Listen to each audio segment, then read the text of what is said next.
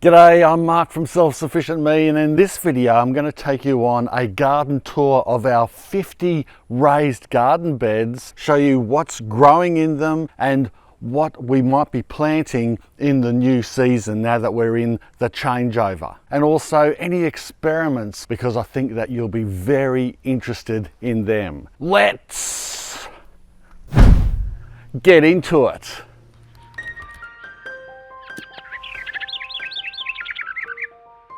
Let's start from this side. We've got betel leaf growing here, going really well. I took Nina out the other day, or actually last weekend, for her birthday, and we had betel leaf in a couple of dishes in this particular restaurant. Actually, it was called Same in Brisbane. It was same, a bit different, and I loved it. Yeah, so that inspired me to think about different ways to use betel leaf in dishes rather than just, you know, a quick stir fry or a salad or something like that. And here I'm growing some garlic. Now this garlic self-seeded. I don't know how it did it, but it grew through the summertime here, and I was keeping a close eye on it for experimentation reasons. This must have came up from bulbs that I had missed, but I was intrigued to see how well it would tackle our really hot summer. Anyway, I decided to dig it up, separated those bulbs that were close together, and now I've planted them all out to see how they will go. They've essentially been growing non-stop for 12 months. So I'm wondering if these bulbs will actually develop into good bulbs. We'll see, but these are the experiments I run. On the other side here, I've been growing some Chinese keys. There's a little bit of turmeric, a groundnut, some cucumber, and some tomato plants. They're all jammed in very tightly. In fact, here's a nice cucumber right here that I'm not sure what variety this is. It's a sort of smooth skin variety, probably a cross between a Lebanese and a pickling cucumber. I think it's just come up naturally in the garden and I've just let it grow. There's only just the one plant there. In the next bed along here, you've got some Rosella, also with a little bit of spaghetti squash. I think it is. It's some type of squash zucchini that's like a pumpkin that's growing along here. I don't know where that came from. It's come from the other bed over there and it's just meandering across. I also planted some zucchinis that are on the way out now.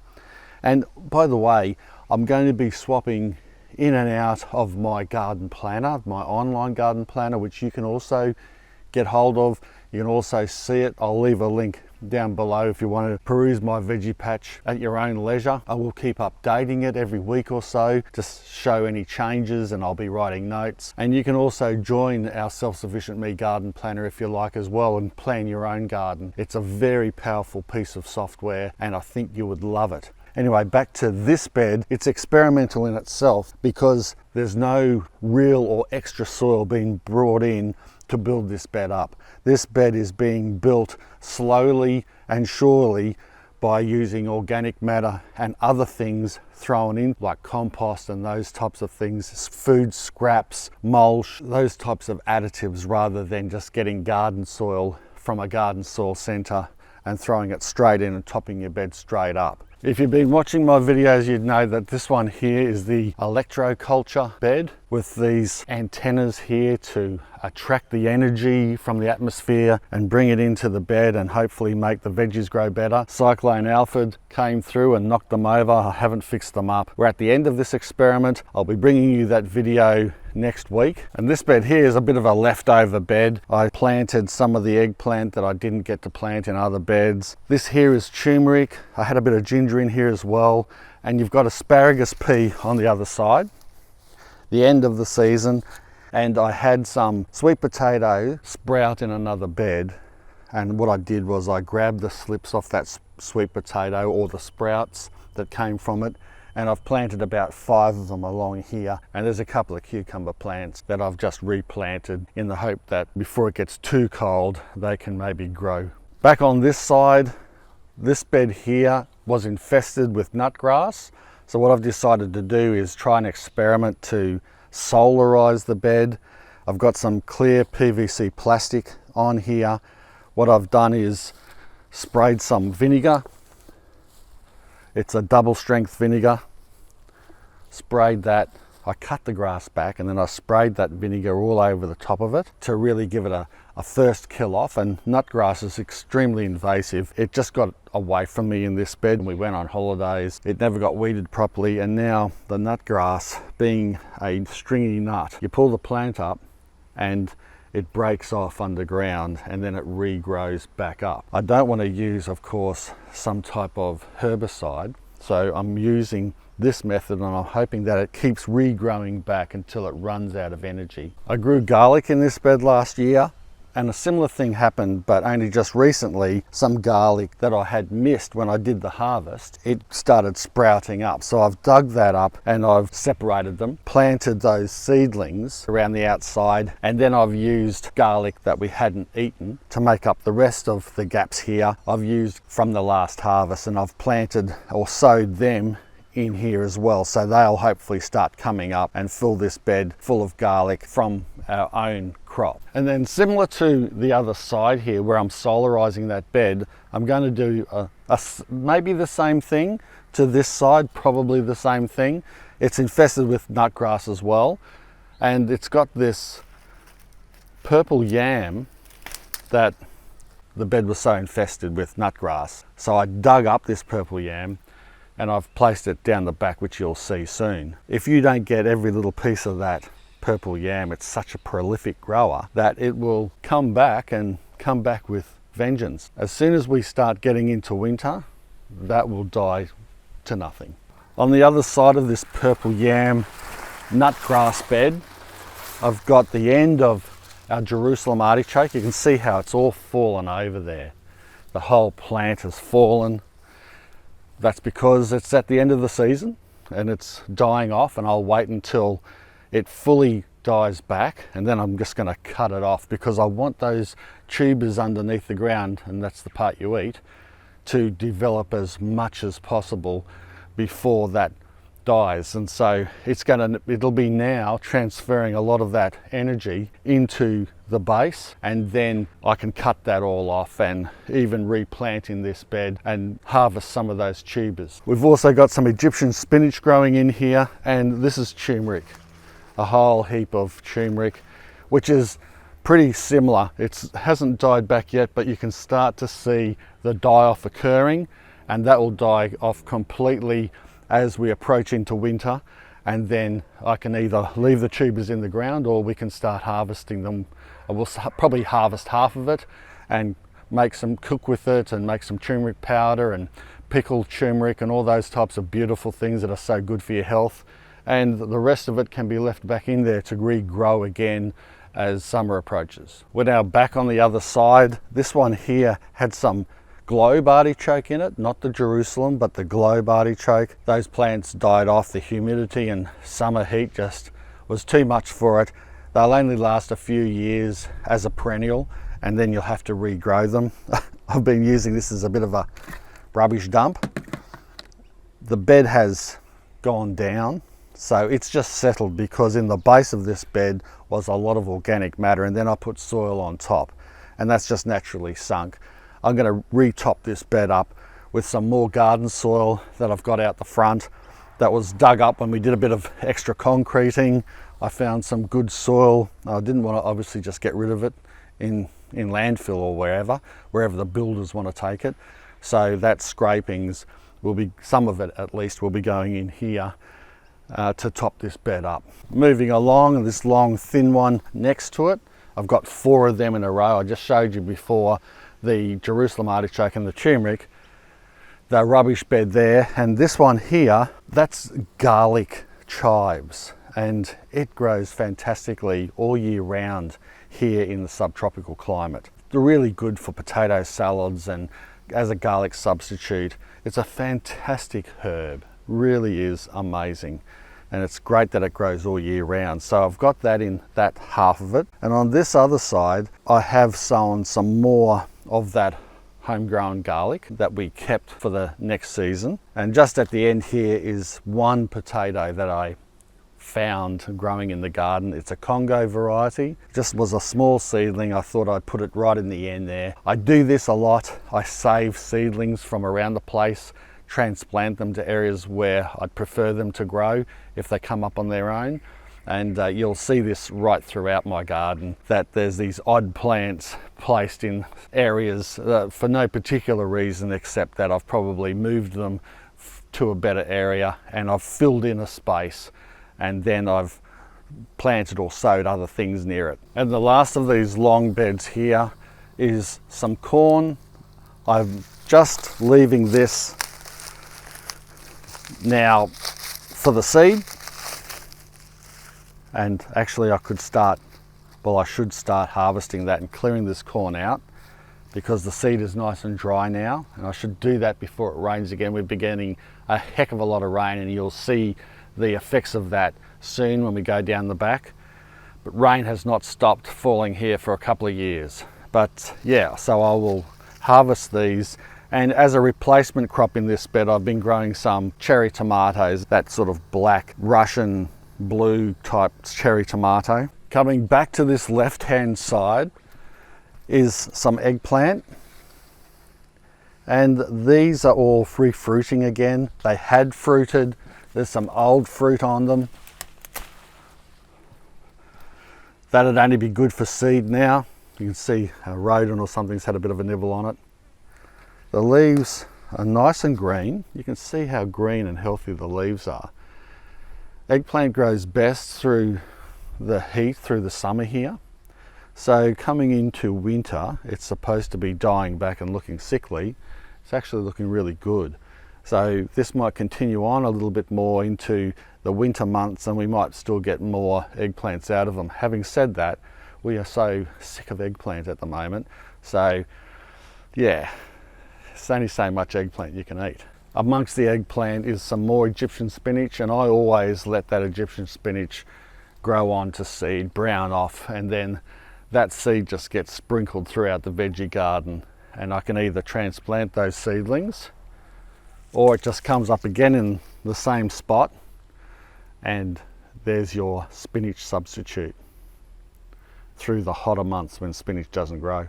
Past the eggplant here are my strawberry half barrels. They're yet to be populated.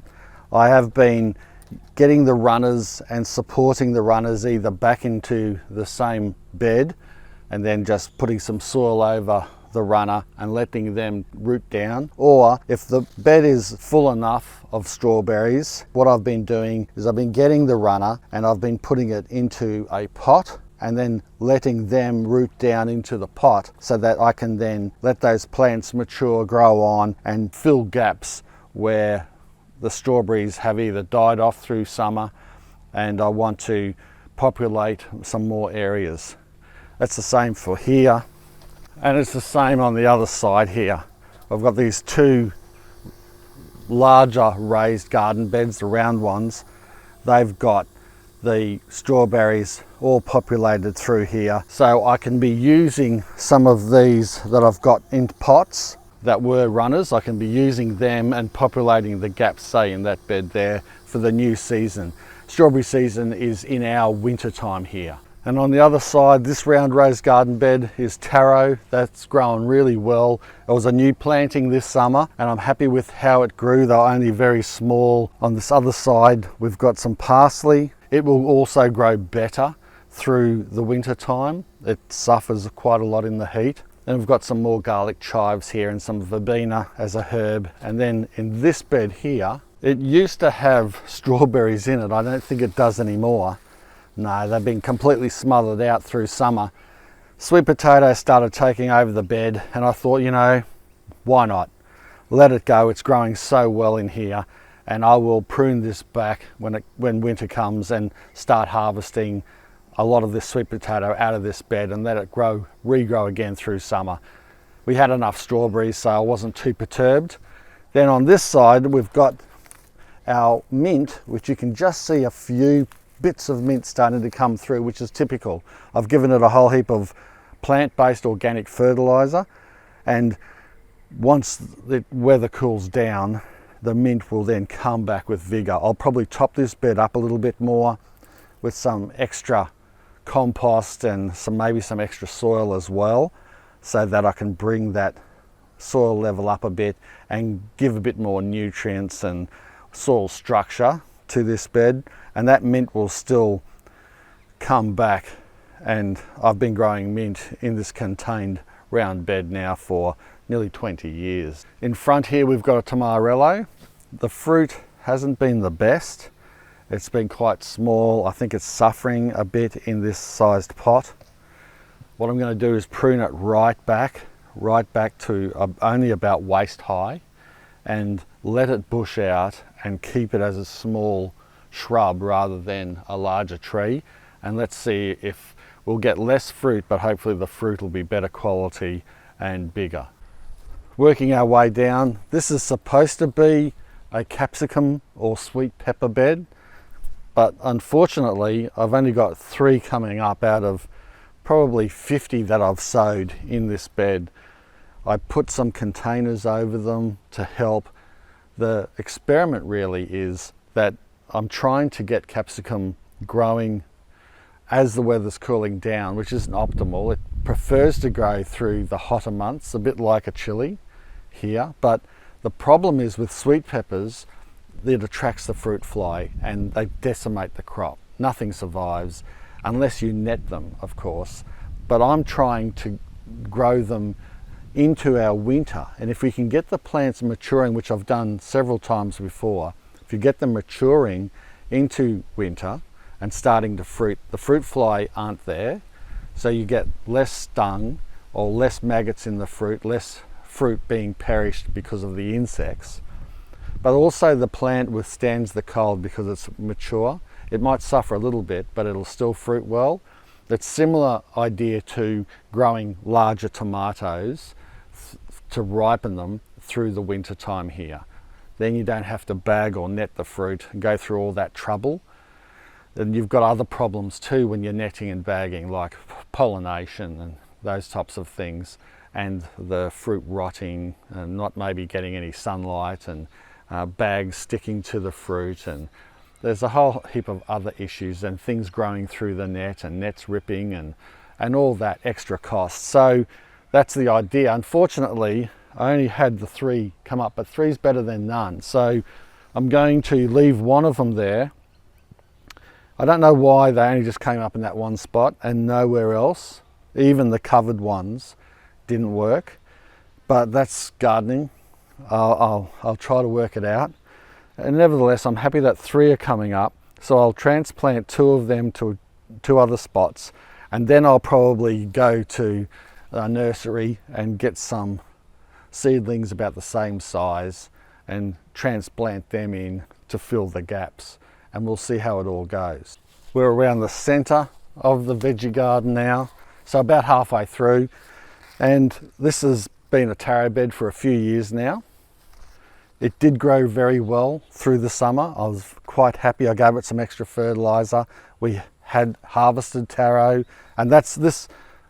I grabbed a whole bunch of that, and that's what populated that other bed, was the small ones that I grabbed and transplanted over there.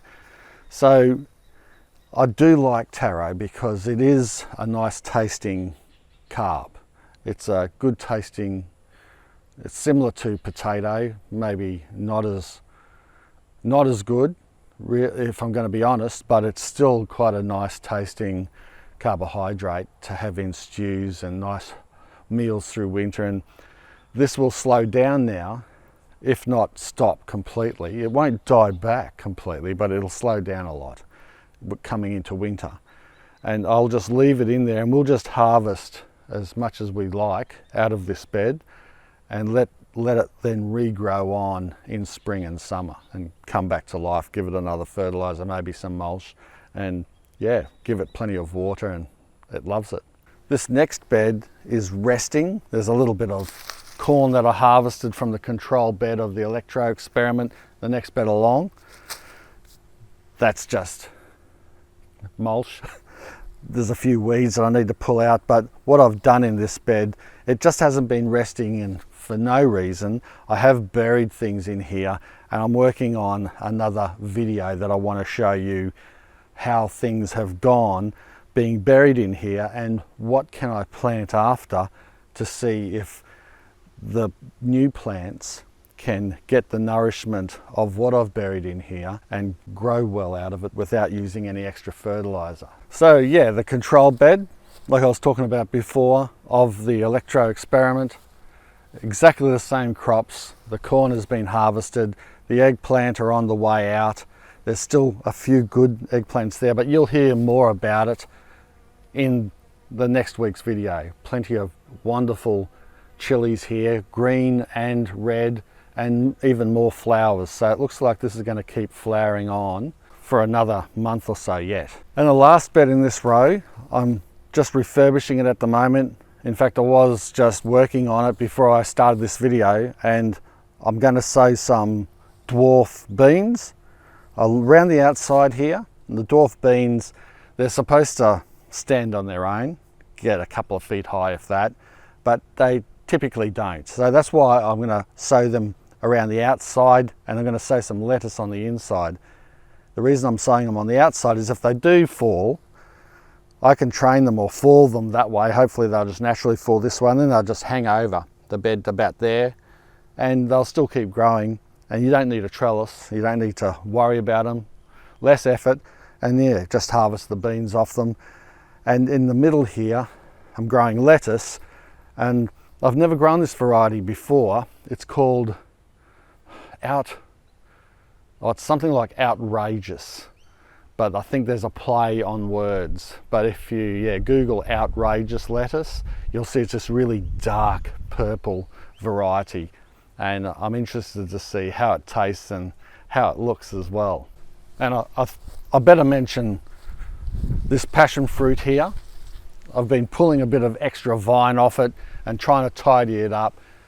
It hasn't been fruiting the way I'd like, but it's a yellow gold passion fruit. I did a video a while back about how I felt like I got scammed because this is supposed to be giant passion fruit, but it's only just a normal gold one, and even that isn't fruiting very well or flowering properly and fruiting. So I'll probably give this another 6 or 12 months, and if it's not performing, quick, it'll be gone and I'll be growing something else in this bed. And in the old gourd tunnel, I've been so impressed. All my tomatoes, pretty much all of them, have all come up. So I'm going to be doing a whole heap of thinning out in the next few days and keeping them to just one tomato plant per lot and let them grow up, and hopefully they can grow up and almost meet in the middle here. On the sides where there's some gaps, I'm going to let maybe some pumpkin vine or some squash vine grow, maybe some cucumbers grow, maybe put a few salad crops in here on these wide areas. Yeah, I don't know yet, but what I do know is I'm happy with how the tomatoes are coming up. They look great, they look healthy. On this side here is more eggplant. In fact, this was the beginning. This is where I first sowed a bunch of that long eggplant, that same one that has that kind of curve. Then I transplanted that over to that other bed. And here we have the back of the veggie garden. It drops off a little bit, probably half a metre, and it seems like it kind of hits a water table where it's really wet and soppy and muddy down here. One thing I do want to address, and that is a lot of you guys have been commenting in the comment section saying, Mark, why don't you just throw heaps of mulch down here at the back muddy bit, mulch it and let the mulch break down, and then you can use it into the garden bed. It's like a pathway composting. I think that's a fantastic idea. I think it's a great idea for where you've got areas that aren't as muddy. I actually did try it, and I'm not going to walk in it because I haven't got my gum boots. But all that keeps happening is if you throw wood chip or grass clippings or any type of mulch in there, all that happens is it just keeps getting yucky and stinky and sinks into the mud. What I'm going to do is I'm going to pump this area up with some rubble rock and make sure that, you know, rubble rock is that large bluestone that they use at construction sites where you've got trucks coming in and out all the time and the ground starts to get muddy and mushy. Well, they throw rubble rock down and that solves that problem. I've put rubble rock in several places around our property to help with that, like at our back gate where you used to get bogged a lot coming in the back because it's so wet all the time. Well, I laid rubble rock by hand there and it turned it into pretty much hard standing. So it does work. And the rubble rock seems counterintuitive. Seems like, well, how are you going to mow and all that through there and whip a snip? Is it going to be a problem? No, it doesn't, because what happens, the rubble rock eventually settles, it hits the clay and it just hardens and it settles in place, and the grass then grows over the top of it, and then you get this grassed hard standing, and it does work. So that's what I'll be doing. But anyway, back to the garden beds. This garden bed here, I've got a video coming out on that, and it's specifically about using weeds, cutting down and then growing them, and then being able to grow plants on top of them, using essentially weeds as a green cover crop. Over here is our water chestnut. I've done a video on that. That grew lovely again through our summer, and that will die back through winter. Same with the elephant yam here. The elephant yam is a really excellent crop to grow if you're in a warm climate. Definitely seek it out and give it a shot. It's a nice tuber. They're very uniform for a yam tuber. It's a bit like sweet potato, I guess, where it's fairly uniform, unlike what I'm going to show you, which is the purple yam, which I'm growing, experimenting with. That just keeps on growing and gets out of control, and the tubers are massive. But yeah, the elephant yam has a nice round tuber that I quite enjoy, and the family loves eating it. It cooks up nicely and fries up nicely as well. So I'd recommend that. That will die back to absolutely nothing in about another month's time. And then it will start sprouting really late spring as the weather warms up. It likes it really hot. I've got nothing much growing in these plastic forests raised garden beds. There might be a little bit of taro down here, but essentially I'm leaving these while they're not resting. I'll be preparing them for the winter crops coming in, and I want to grow some cabbage, some broccoli, maybe some cauliflower in these raised round beds here. So yeah, they'll start getting used very soon. This bed in front of you is cucumbers. This is a pickling cucumber, so I want to grow a whole heap of them and then be able to ferment and make our own dill pickles, which is something our whole family loves, and they're very healthy for you. So this idea has come to me from farmers, really, because if you're growing in bulk, a lazy way to grow cucumbers is, like farmers do, is just have them in mounds, but there's no trellising. When you grow cucumbers at home, you usually trellis them because that makes the fruit off the ground. It's easier to manage the vine. You don't have the fruit getting rotten by it touching the ground, or it's not easy access for slugs and snails to gnaw on a cucumber, which they love cucumbers. So it's a bit of a play on both of them. It's still trellising, but it's a trellis lying flat. And what I'm going to do is I'm going to train these once they get a little bit. Here's one that's almost there. I've grown them from seed. I sowed the seeds in, and I'll bring you this whole experiment when it's finished. And I'm going to train the vines through like that, and then you can imagine they're going to grow over the top and they're going to meander everywhere, but there's going to be this gap here that's, the fruit will either hang or the fruit will either be on top away from the soil, and it's hopefully going to spill out over the bed, if you can imagine it. And I'm thinking it should grow really well. I think this idea will work. It's kind of a lazy trellising way to grow cucumber, but also a good way. Cucumber plants aren't the best climbers either, so you have to kind of train them and tie them into place. And this means they don't have to try too hard to climb, but it still does the same purpose of keeping them out of the muck and keeping most of that fruit safe from disease and pests. I've now got you on the reverse angle. This is our sweet potato bed that we've had for ages. I really want to dig it all up, which I have been doing, and replace that sweet potato with something else. I think it's had too long in this bed. It just keeps on coming back, and look, it still keeps on producing good tubers. We've been eating from it, but again, I think this winter I'm just going to try digging as much of it up as I can and then keep pulling it out when it keeps growing back, and like I said, grow a new crop in here. But what I'm not going to do is replace our asparagus, because that can grow in place for 25 years or more, and I'm really enjoying how this asparagus bed is developing.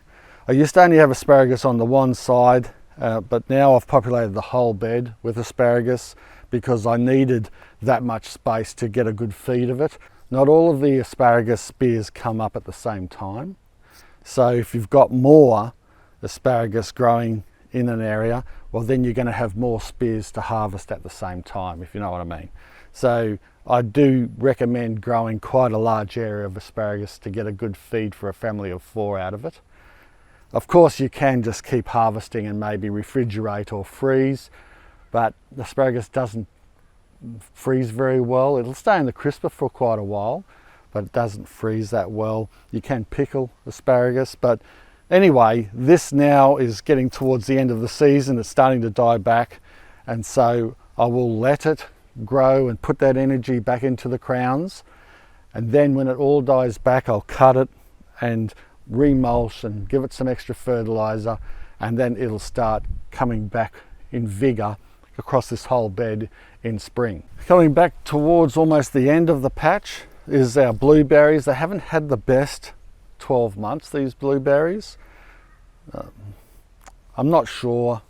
I think it's that extra humidity and heat, and I think extra rainfall as well hasn't helped.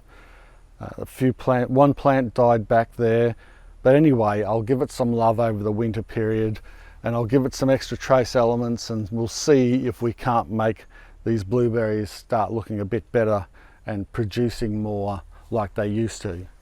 Next to it here is a Malay, is it a Malay?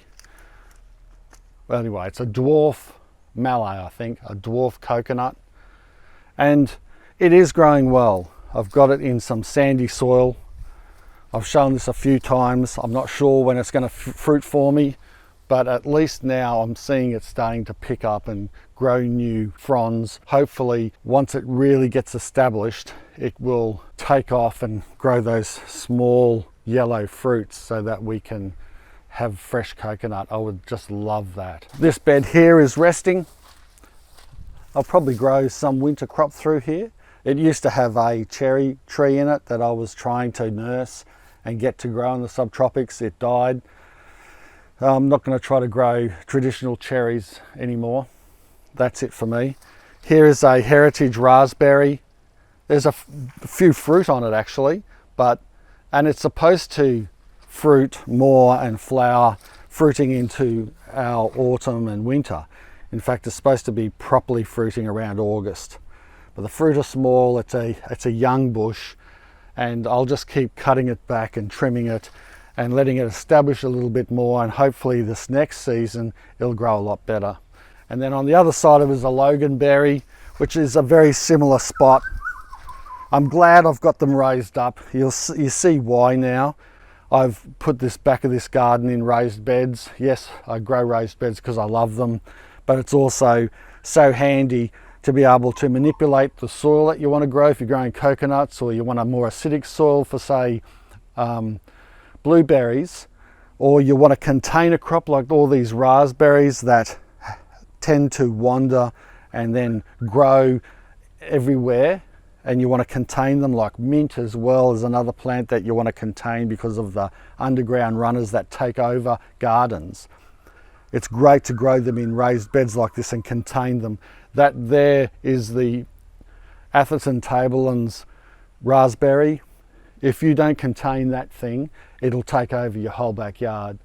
And the other thing is, of course, is if you're in terrible soil or soppy soil like this, nothing's going to grow in it unless it's taro or a water plant or maybe water chestnuts or rice.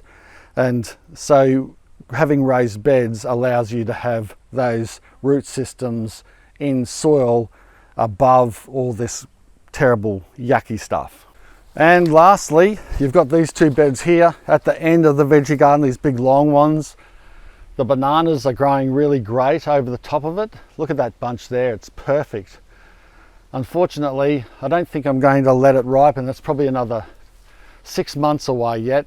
And these tall banana trees are very hard to be able to bag the bananas.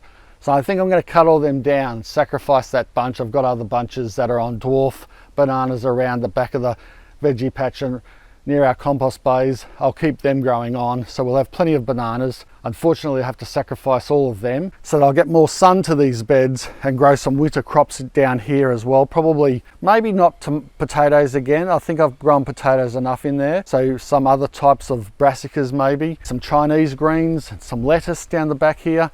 I'm also going to trim a mulberry tree that's on the other side here so that it gets more sun to that bed. And moving along, there's some old eggplants. I'll keep these for seed. I like this variety. It's gone yellow now, but it's a purple stripe variety. They're very hardy. They're better, I think, than the total black ones or the black beauties. They're more disease resistant. And then there's the yacon on this other side, the ground apple, which did well this summer. Very pleased with it. It's a really different but excellent type of plant to have. And then this purple yam that I transplanted. You can see just how well this is going. This wouldn't be 12 months on, and it is growing crazy. At the moment, it's in a fight with what looks like a African horned cucumber, or it could be, because they both look very similar, a West Indian cucumber. The African horned cucumber or melon is a lot bigger.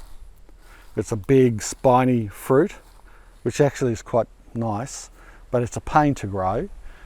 But I won't rule out growing it. But this was deposited by a bird or an animal, and it's just happened to be growing and fighting against this purple yam. The purple yam's going to win, but because the cucumber is an annual and it's going to die eventually, especially when it gets too cold.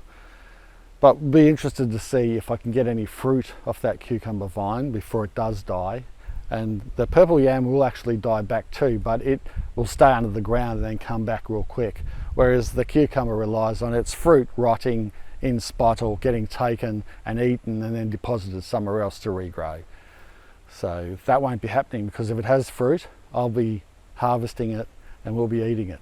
And I'll maybe transplant it in another spot if I like. But yeah, the West Indian and the African horned cucumber, they have a long, big vine in a long growing season. The fruits start to only ripen right at the end. And so there's a lot of wasted space when you could just grow normal cucumbers, which taste better, I think, anyway. So yeah, I'm not sure if I'll deliberately grow them in the garden, but I won't rule it out. Yeah, gardening, especially veggie gardening, I reckon, is always an evolution. I'm always trying new things anyway, and there's things that work and things that don't work. And in the last 20 years, I've never got sick of it. In fact, I think my love of food gardening is only growing, forgive the pun, more and more. If you want to see a plan of my garden, I'll leave the link below and you can see that plan that I've made and the notes that I make. And like I said, that keeps getting updated. But if you enjoyed this video, make sure you give it a big walk around thumbs up, share the video around and subscribe if you haven't already. Thanks a lot for watching. Bye for now. Cheers.